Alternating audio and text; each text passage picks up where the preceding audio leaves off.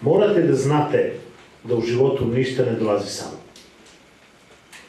Ja vam nudim ring i morate da se borite. Samo borbom možete da postignete to što želite. Šta hoću da vam kažem? Nije sve u politici radno mesto.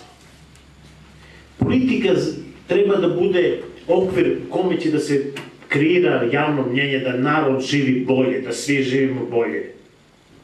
Predsjedništvo opštinskog odbora SDS Vlaštince predložilo je za predsjednika socijaldemokratske omladine Vlaštince Dušana Cvetkovića iz Vlaštinca. Dušan Cvetković je rođen 10. juna 1989. godine u Leskovcu, završio osnovnu školu 8. oktobar sa Vukovom diplomom u Vlaštincu i srednju tehničku školu Rade Metalac, smer elektrotehničar računarstva u Leskovcu.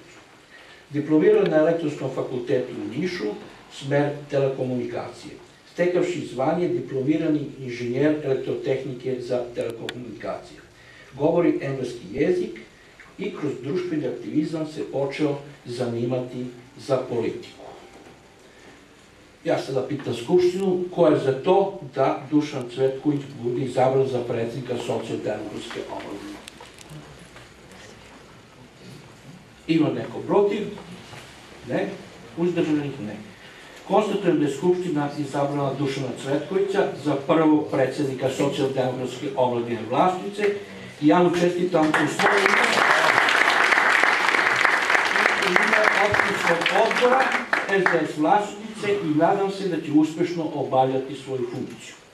Dobro večer, dame i gospodo, mlade socijaldemokrate, dragi gosti.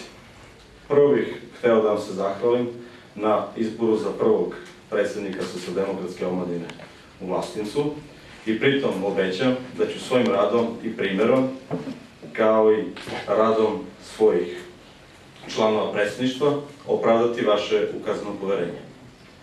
Osnovni zadatak i cilj naše aktivnosti jeste da sprovodimo ideju i program socijaldemokratske stranke, pre svega na rešavanju problema sa kojima se suočavaju mladi u Vlaštincu. Glavni problem koji imaju mladi od 20 do 30 godina u Vlaštincu je taj što su oni svrstani u grupu koja je najteže zaposlena. Zbog čega veliki broj mladih ljudi, perspektivnih, obrazovnih ljudi napušta našu opštinu.